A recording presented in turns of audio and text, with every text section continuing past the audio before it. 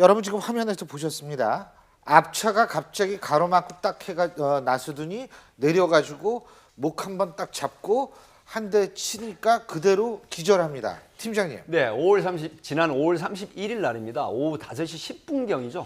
그 서울 서초구 양재역과 그다음에 강남구 강남역입니다. 뭐 묻지마 그 유명해진 강남역 그 사이에 뱅뱅 사거리를 하고 있습니다.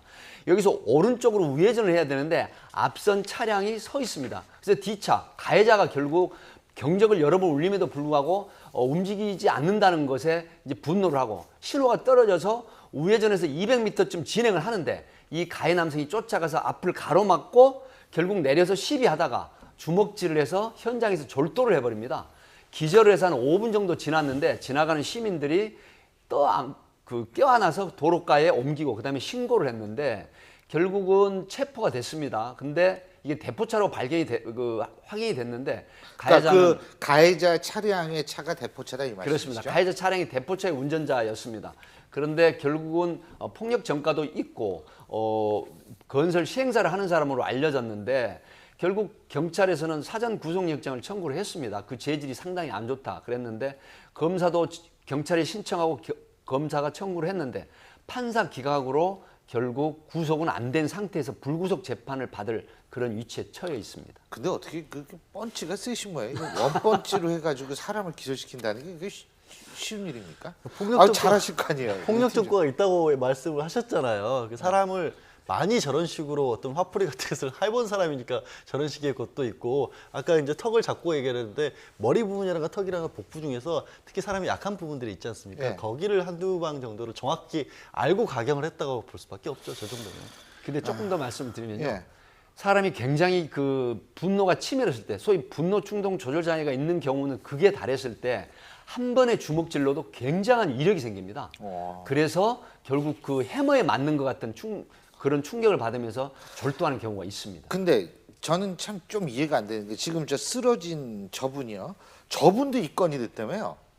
네, 입건이 된 이유가 바로 멱살을 잡고 그다음에 주먹질을 같이 한 것입니다. 그래서 상대방은 폭행죄, 그다음에 이쪽 가해자는 진단이 3주간 했기 때문에 상해죄로 쌍방으로 입건이 된 것입니다.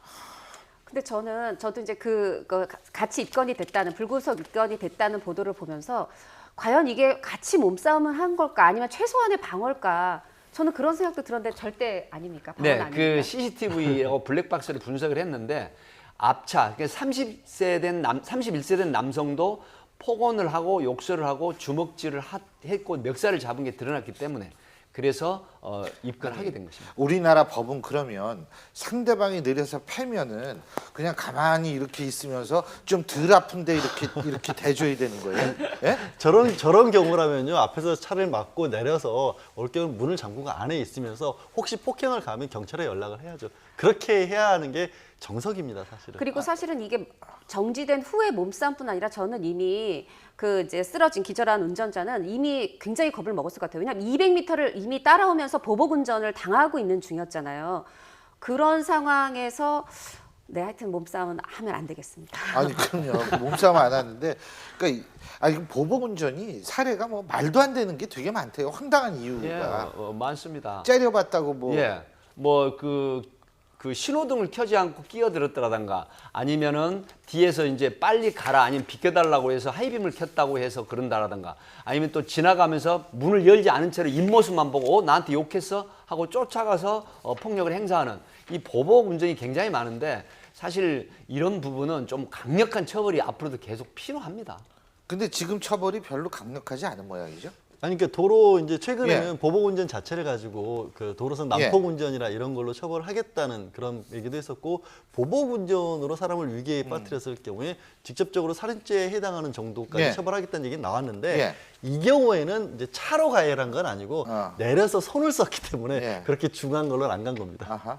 차 교수님 무슨 말씀하시려고 그랬잖아요. 아니요, 지금 뭐 보니까 보복 운전도 상당히 그 처벌이 아주 강하더라고요, 보니까. 지금 이제 그렇기 때문에 뭐 법적으로는 뭐 상당히 지금 이제 많이 대비가 돼 있는 것 예. 같은데 우리 운전자 스스로가 예. 일단 지금 뭡니까 이 보복 운전을 만약 위협받으면 위협받거나 또 예. 할 때는 자기 스스로가 뭡니까 이렇게 나서서 할 것이 아니라 아까 뭐 우리 양 변호사 말씀하셨듯이 경찰에 문자 신고를 꼭 해야 된다. 경찰에 신고를 해야 된다. 예. 또 하나는 예. 뭐 양보 운전, 방어 운전의 그 생활화 알겠습니다. 뭐 이런 것들을 이제 예. 좀 운전 수칙 스스로를 좀 바꿀 필요가 있다는 생각이 듭니다. 예, 참 기가 막힌 얘기입니다. 오늘 네 분 말씀 여기까지 듣겠습니다. 고맙습니다. 고맙습니다.